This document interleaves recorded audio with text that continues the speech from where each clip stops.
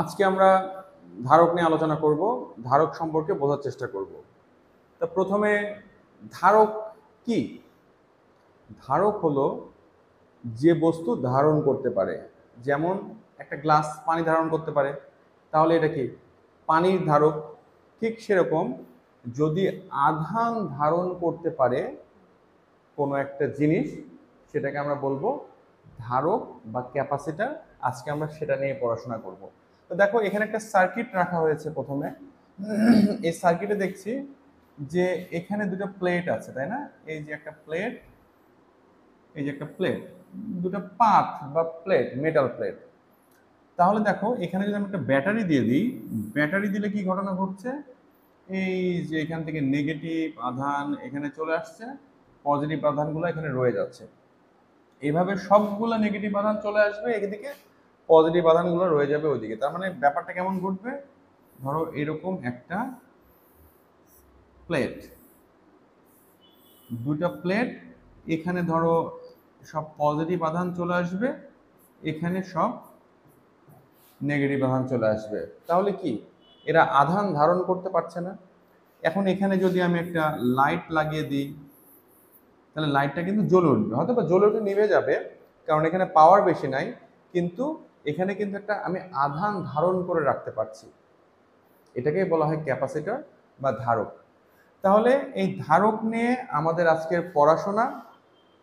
ধারক দেখতে কেমন, ধারকের সিম্বলটা কেমন, চলো সেটা সম্পর্কে প্রথমে আমরা আলোচনা করি। তাহলে দেখো, যে আমরা তো বুঝতে পারলাম যে এভাবে ধারক কাজ করে। ঠিক আছে, যে একদিকে পজিটিভ আধান রয়ে যায়, একদিকে নেগেটিভ আধান রয়ে যায় যখন আমরা একটা ব্যাটারি কানেক্ট করব ধারকের সাথে। তো ধারক কিন্তু দেখতে এরকম। আমাদের খুব পপুলার একটা ছবি এটা, এই ছবিটা আমরা খুব পপুলার। আমাদের ফ্যান নষ্ট হয়ে গেলেই মিস্ত্রি এসে বলে ক্যাপাসিটর চেঞ্জ করতে হবে, তাই না? এটাই হলো ধারক। তা এই ধারকের সিম্বলটা হলো, আমরা যখন সার্কিটে দাগাবো তখন ধারকটা দাগাবো হলো এইভাবে। ঠিক আছে, উপরে নিচে কিন্তু সমান। ব্যাটারি কিন্তু দেখতে এরকম, একটা বড় একটা ছোট, এটা কি ব্যাটারি, মানে একটা পজিটিভ এদিকে নেগেটিভ, আর ধারকের দুটাই সমান। ঠিক আছে, তাহলে ধারকের সিম্বল এটা। ধারক প্র্যাকটিক্যালি দেখতে এরকম হয়, আর ধারক কাজ করে এইভাবে, কাজ করে আর কি, আধানটা সংরক্ষণ হচ্ছে এইভাবে। তা আমাদের পড়াশোনা তাহলে কি? আমাদের পরীক্ষাতে কোশ্চেন কিভাবে আসবে, আমাদের কি কি পড়তে হবে, চলো সেগুলো দেখা যাক এবার। তাহলে এই যে ধারক বা ক্যাপাসিটর, এই ক্যাপাসিটরের আমি দেখতেছি কি দুইটা প্লেট রয়েছে। আমি আবার বলছি, দুইটা প্লেট রয়েছে। প্লেট ছাড়া ক্যাপাসিটর হবে না, পাত লাগবেই। তাহলে যেহেতু একটা প্লেট আর দুইটা প্লেট, তাহলে ডেফিনেটলি এই প্লেটগুলোর ক্ষেত্রফল রয়েছে, এ ক্ষেত্রফল, এই প্লেটেরও এ ক্ষেত্রফল। একটা জিনিস কিন্তু মনে রাখতে হবে, দুইটার কিন্তু ক্ষেত্রফল সেম হতে হবে, মানে একই রকম হতে হবে। এখন দেখো, এদের মধ্যবর্তী দূরত্ব যদি ডি হয়, তাহলে এই পাতেরও ক্ষেত্রফল এ, এই পাতেরও ক্ষেত্রফল এ, এদের মধ্যবর্তী দূরত্ব ডি। তাহলে সেই ধারকের ধারকত্ব সি হয়ে যাবে, এই সি সমান সমান epsilon naught K A by D. এটা একটা সূত্র, কি? ধারকের ধারকত্বের সূত্র। এখানে এই এপসিলন নটটা কি জিনিস, এটা আমরা সবাই জানি, 8.854 ইন্টু 10⁻12 এপসিলন নটের মান। কেটা কি জিনিস? এই কেটা হলো ডাই ইলেকট্রিক ধ্রুবক। কি ডাই ইলেকট্রিক ধ্রুবকটা তাহলে কি? এই যে ধারক আছে, এই ধারকটা তো শূন্যের উপরে ভেসে থাকবে না, তাই না? এই ধারকটা কি শূন্যের উপরে ভাসিয়ে রাখা যাবে? অবশ্যই যাবে না। তাহলে কি করতে হবে? ধারকটিতে আমাদের কিছু একটা দিয়ে পূর্ণ করতে হবে, তাই না? তাহলে কিছু একটা দিয়ে যদি পূর্ণ করতে চাই, তাহলে দেখো যে এই ধারকের ধরো এই জায়গাটাতে আমি একটা কাঠের গুঁড়া বা সিরামিক, এই জায়গাটায় কিছু একটা দিয়ে পূর্ণ করে তার মধ্যে প্লেট দুটা বসিয়ে দিলাম। ঠিক আছে, প্লেট দুটা যখন বসিয়ে দিব, তখন কিন্তু যে কাজটা ঘটবে, যে এখানে এই প্লেট দুটা ফিক্স থাকবে, এবং এটা ধারক হিসাবে ব্যবহার করা যাবে। তাহলে সেই যে জিনিসটা এর মধ্যে প্রবেশ করিয়ে এটা ফিল আপ করে দিচ্ছ, সেই জিনিসটা একটা ধ্রুবক থাকে যেটাকে বলা হয় ডাই ইলেকট্রিক ধ্রুবক, সেটার মানে হলো কে। তাহলে কেটা কি? ডাই ইলেকট্রিক ধ্রুবক। ওকে, আর ডিটা কি? এই ডিটা আমরা বুঝতেই পারছি, এই ডিটা হলো এই যে ডিস্টেন্স, এই ডিস্টেন্সটা। তাহলে আমরা ফার্স্টেই যেটা শিখলাম যে কোন একটা ধারকের ধারকত্ব, কোন একটা ধারক যদি থাকে, এই ধারকত্ব সি সমান কিভাবে বের করতে হয় এটা আমরা শিখে নিলাম, ধারকের ধারকত্ব। এখন দেখো এই ধারকের কম্বিনেশন আছে, মানে সমবায় আছে, এটা নিয়ে কিন্তু তোমাদের বেশি কোশ্চিন আসে। তাহলে সমবায় দুই ধরনের, একটা শ্রেণী সমবায়, একটা সমান্তরাল সমবায়। তাহলে শ্রেণী সমবায় সমান্তরাল সমবায়ের যেই সূত্রগুলো, সেগুলো কিন্তু রোধের যে সূত্র আছে তোমরা এসএসসিতে পড়েছো, সেটার উল্টা। সেটা কেমন চলো আমরা একটু দেখি। যে ধরো দুইটা ধারক, একটা ধারক এইভাবে আছে আর একটা ধারক এভাবে আছে, এটার নাম দিলাম C1, এটার নাম দিলাম C2। তাহলে এদের যেই সমবায়, এটা শ্রেণী সমবায়, শ্রেণী সমবায়ের জন্য এটাকে যদি আমি CS নাম দিই, S ফর সিরিজ, তাহলে এটা সমবায় হবে 1/C1 প্লাস 1/C2 ইনভার্স 1। মনে থাকবে? রোধের উল্টা, রোধে কিন্তু সমান্তরালে এটা করতাম। ধারকগুলা যদি সমান্তরালে থাকে, ধরো একটা ধারক আছে এরকম আর একটা ধারক আছে এরকম, এরা কিসে আছে? সমান্তরালে আছে, C1 C2। তাহলে এদের তুল্য ধারকত্বকে আমি বলবো CP সমান সমান হবে C1 প্লাস C2। ঠিক আছে? তাহলে আমরা দেখছি যে দুটা ধারক যদি শ্রেণীতে থাকে তাহলে তুল্য ধারকত্বের সূত্র এইটা, যদি সমান্তরালে থাকে তাহলে তুল্য ধারকত্বের সূত্র হলো তাদের যোগফল। ওকে, তাহলে এখন দেখো এই যে ধারক, এই ধারকের আর একটা সূত্র পড়াবো, পড়ানোর পর আমি অপারেশনগুলো দেখাবো, সেটা হলো সঞ্চিত শক্তি। তাহলে কি শক্তি? ধারকের সঞ্চিত শক্তি। এটা দিয়ে অঙ্ক খুব বেশি আসে কিন্তু, হ্যাঁ, এটা ভালো করে বুঝতে হবে। তাহলে সঞ্চিত শক্তি বোঝার আগে একটা ইম্পর্টেন্ট সূত্র তোমাদের মনে রাখতে হবে, সেটা হলো কিউ ইকুয়াল টু CV। এই সূত্রটা খুব ইম্পর্টেন্ট, এটা সব সময় কাজে লাগবে ধারকের অঙ্ক করার সময়, এটা মনে রাখতে হবে। এখানে কিউটা কি? কিউটা হলো আধান, সিটা কি? সিটা ধারকত্ব, আর ভিটা কি? ভিটা হলো বিভব। তাহলে আমরা যে কোনো জায়গায় কিউ ইকুয়াল টু CV এই সূত্রটা কিন্তু ইউজ করতে পারবো। ওকে, এটা কিন্তু মাথায় রাখতে হবে।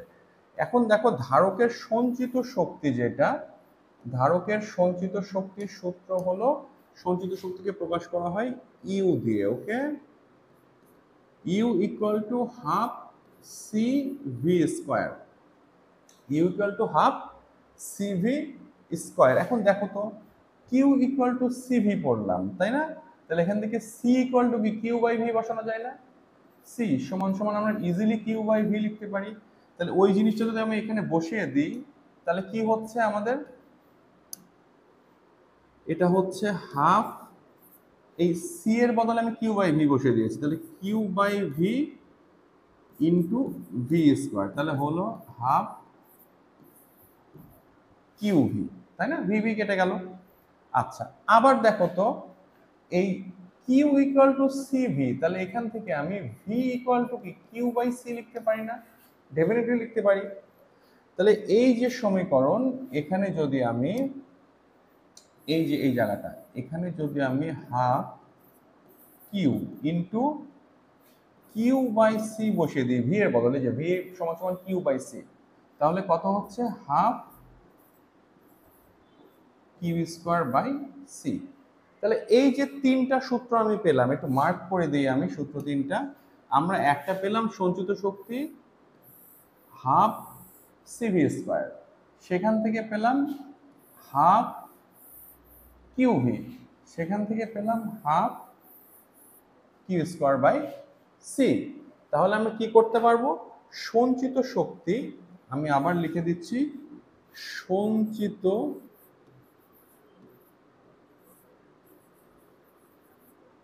শক্তি ইউ সমান আমরা লিখতে পারবো হাফ সিভি স্কোয়ার অথবা হাফ কিউভি অথবা half Q square by C. এটা কিন্তু খুব ইম্পর্টেন্ট, মনে রাখতে হবে, ঠিক আছে। অঙ্ক করার সময়, অঙ্ক করার সময় আমরা একটা জিনিস খুব ভালো করে বুঝবো, এখন খুবই ভালো করে বুঝবো প্লিজ। একটা জিনিস এখন যেটা আমি শেখাতে যাব, এটা বুঝলে তোমাদের অঙ্কগুলা সবগুলো ক্লিয়ার হয়ে যাবে ইনশাল্লাহ। সেই জিনিসটা আমরা কি বুঝবো, যে যদি কতগুলো ধারক শ্রেণীতে থাকে, ধরলাম এখানে তিনটা ধারক আছে, C1 C2, এর সাথে একটা ব্যাটারি দেওয়া আছে। ব্যাটারি ধরলাম 10 ভোল্ট দেওয়া আছে, C1 ধরলাম 2 ফ্যারাডে, C2 হলো 3 ফ্যারাডে, আর C3 হলো 4 ফ্যারাডে। আমি আমার ইচ্ছা মতো ধরে নিলাম। এখন কথা হলো, তোমাকে একটা জিনিস মনে রাখতে হবে, যখন ধারকগুলো শ্রেণীতে থাকবে, ওকে, তখন আমি করব কি, এই টোটাল ধারকের তুল্য ধারকত্ব বের করব। তুল্য ধারকত্ব কত বের করব, এই সি এস সমান সমান কি হবে, 1/C1 plus 1/C2 plus 1/C3 inverse 1, right, তুল্য ধারকত্ব। তাহলে টোটাল ধারকের যে তুল্য ধারকত্ব সেটা বের করব। বের করে আমরা দেখো এখানে ভি এর মান জানি এই সার্কিটের, আর এই সার্কিটে কিন্তু সি এর মান জানি, তাই না? তাহলে কিউ ইকুয়াল টু, আমরা কোন কোন সূত্র জানি দেখো তো, এই যে কিউ ইকুয়াল টু সিভি জানি, তাই না? তাহলে কিউ ইকুয়াল টু সিভি যদি আমরা জানি, এই যে এখানে আগে লিখেছিলাম কিউ ইকুয়াল টু সিভি, তাহলে এখান থেকে দেখো যে আমি এই সার্কিটের টোটাল সার্কিটের আমি সি জেনে গেছি, মানে তুল্য ধারকত্ব জেনে গেছি, আমি ভি জেনে গেছি। তাহলে এই সার্কিটটার যে আধান Q equal to CS V এর মাধ্যমে আমি কি এই সার্কিটের মোট আধান বের করতে পারবো না? মোট আধান বের করতে পারবো। তাহলে মোট যে আধানটা আমি পাবো, মোট যে আধানটা আমি পাবো, সেই আধানটাই কিন্তু এখানেও জমা থাকবে, এখানেও জমা থাকবে, এখানেও জমা থাকবে। এর সাথে যদি আরো কোনো ধারক থাকতো শ্রেণীতে, সেখানেও জমা থাকতো। তার মানে আমরা একটা ইম্পর্টেন্ট জিনিস শিখলাম, ভেরি ভেরি ইম্পর্টেন্ট একটা জিনিস। সেটা কি, যে কোনো একটা সার্কিটে যদি শ্রেণীতে কতগুলো ধারক থাকে, তাহলে তাদের তুল্য ধারকত্ব বের করতে হবে, এবং কিউ ইকুয়াল টু সিভি এই সূত্রের মাধ্যমে আমাকে আধানটা বের করতে হবে, মোট আধান, এবং সেই আধানটা প্রতিটা ধারকে ইন্ডিভিজুয়ালি স্টোর থাকবে বা জমা থাকবে। এটা কিন্তু অঙ্কের ক্ষেত্রে ব্যাপক কাজে লাগবে, ঠিক আছে? তাহলে প্রত্যেকটা ধারক, যতগুলো শ্রেণীতে যতগুলো ধারক থাকবে, সবগুলো ধারকে সমানভাবে আধানটা জমা থাকবে। কত আধান, এই সার্কিটের বা বর্তনীর মোট যে আধান পেয়েছি। তাহলে এখন যদি সমান্তরালে থাকে তাহলে কি হবে, আসো সেটা একটু বুঝি। যদি সমান্তরালে থাকতো বিষয়টা, সমান্তরালে থাকলে বিষয়টা কি হতো, ধরো এখানে একটা ধারক আছে, তার সাথে এখানে একটা ধারক আছে, তার সাথে এখানে একটা ধারক আছে, ঠিক আছে, আর এখানে আমি একটা ব্যাটারি দিয়েছি। এটা C1, এটা C2, এটা C3, তিনটা ধারক। তাহলে দেখো এখানে তোমাকে যদি বলি C2 ধারকের সঞ্চিত শক্তি কত, যদি এখানে 10 ভোল্ট বিভব পার্থক্য দেওয়া থাকে C2 ধারকে, তাহলে আমি কিন্তু একটা বিপদে পড়ে গেলাম, যে এ তো সমান্তরাল। আমি তো এর আগে শিখলাম কি, যে শ্রেণীতে থাকলে সবগুলোতে সেম, তাহলে তুল্য ধারকত্ব বের করতাম, কিউ ইকুয়াল টু সিভি বসাতাম, কিউ ইকুয়াল টু সিভি দিয়ে যে আধানটা থাকতো প্রতিটা ধারকে সেই আধানগুলা সমপরিমাণে ডিস্ট্রিবিউট হয়ে যেত। কিন্তু এখানে তো সমান্তরালে আছে, তাহলে কি করব আমরা? তাহলেও একটা উপায় আছে। সেই উপায়টা কি? প্রথমে আমাদের যে কাজটা করতে হবে সেটা হলো তুল্য ধারকত্ব বের করতেই হবে। তাহলে এখানে দেখো C2C3 এই দুটা তুল্য ধারকত্ব আমরা কি বের করব? C2C3 তুল্য ধারকত্ব হলো C2 প্লাস C3, তাহলে আমি সিপি নাম দিলাম সমান কি C2 প্লাস C3, এই দুটা তুল্য ধারকত্ব। তার সাথে কি C1 আছে শ্রেণীতে, তাহলে টোটাল সার্কিটটার তুল্য ধারকত্ব কি CEQ সমান 1/C1 প্লাস 1/CP ইনভার্স 1, তাই তো হওয়া উচিত। কারণ দেখো এই দুটো সমান্তরালে ছিল, তাহলে এই দুটার তুল্য ধারকত্ব পেলাম এতটুকু। তার সাথে C1 শ্রেণীতে আছে, তাহলে টোটাল তুল্য ধারকত্ব এটা। এটা তো একটা ভ্যালু পাবো, CEQ একটা তো ভ্যালু পাবো। তাহলে সেই ভ্যালুটা দিয়ে আমি এই বর্তনীর চার্জ বা আধান বের করব। তাহলে সেটা কি? আমাদের সূত্র কিউ ইকুয়াল টু সিভি। তাহলে এখানে তো সি নাই, আছে সিইকিউ আছে, তাহলে সিইকিউ থাকলে এখানে সিইকিউ নাম দিলাম, সিইকিউ ভি দিয়ে আমি কিন্তু কিউ পেয়ে গেলাম। তাহলে এই কিউটা এখন কি হবে? এই কিউটা কিন্তু এখানে থাকবে, আর এই কিউটা কিন্তু এই দুই বিন্দুর মধ্যে থাকবে। এটা কিন্তু বুঝতে হবে, মানে এতটুকুর মধ্যে কিউ আধান থাকবে। কারণ কি? এর টোটালটা এবং এটা শ্রেণীতে আছে, আর আমরা সূত্র কি শিখছি? ধারকের যে ধর্ম সেটা কি? শ্রেণীতে যতগুলো ধারক থাকবে সবগুলাতে বর্তনীর টোটাল যে চার্জটা সেটা স্টোর থাকবে। ঠিক আছে? তাহলে এখানে দেখো C1 এ আছে কিউ পরিমাণ আধান, C2 আর C3 দুটা মিলে আছে কিউ পরিমাণ আধান। আমার কথা হলো C2 তে কতটুকু আধান আছে এটা নির্ণয় করার যে সূত্র সেটা একটা মজার সূত্র। দেখো সেটা হলো যে কার মধ্যে বের করব? C2 এর মধ্যে, যেটার মধ্যে বের করব সেটার আধান দিলাম আমি, নাম দিলাম Q2। Q2 সমান কি করব? যেটার মধ্যে বের করব সেটা উপরে লিখব, আর এটা সমান্তরালে কি আছে? C3, তাহলে C2 প্লাস C3 ইনটু এদের টোটাল আধানটা কত? Q। এই সূত্রের মাধ্যমে আমি Q2 আধানের ধারকত্ব বের করতে পারবো। যদি বলতাম C3 ধারকে কতটুকু আধান আছে, তাহলে C3 এর আধান কি? Q3, তাহলে কি C3, তাহলে C3 টা আগে লিখব, তারপরে কি C2 plus C3 into total যে আধান Q। তাহলে আমরা কি কি শিখলাম? যে কোন একটা বর্তনীতে যদি কতগুলো ধারক শ্রেণীতে থাকে তাহলে আমরা তুল্য ধারকত্ব বের করে সেখান থেকে আমরা কি করব? চার্জ বা আধানটা বের করব, বর্তনীর মোট আধান। সেই আধানটা প্রতিটা ধারকে সমানভাবে কি থাকবে? বণ্টিত থাকবে। এখানে C1 C2 C3 তে এই কিউ আধানটাই থাকবে। আর যদি সমান্তরালে থাকে তাহলে সমান্তরালে যতগুলো ধারক আছে তাদের মধ্যে কিউ আধান থাকবে। তারপরে আমরা এই সূত্রের মাধ্যমে ইন্ডিভিজুয়ালি কোন ধারকে কতটুকু আধান আছে বের করব। তাহলে দেখো আমরা আজকে শিখলাম কি কি, এটা একটু আমরা আলোচনা করি। আমরা ফার্স্টে কি শিখলাম? আমরা ফার্স্টে শিখলাম কোন ধারকের ধারকত্ব সি সমান সমান epsilon naught K A by D. Second কি শিখলাম? একটা ইম্পর্টেন্ট সূত্র, সেটা হলো এটা 1 নাম্বার দি ইম্পর্টেন্ট সূত্র শিখলাম, Q equal to CV. Third কি শিখলাম আমরা?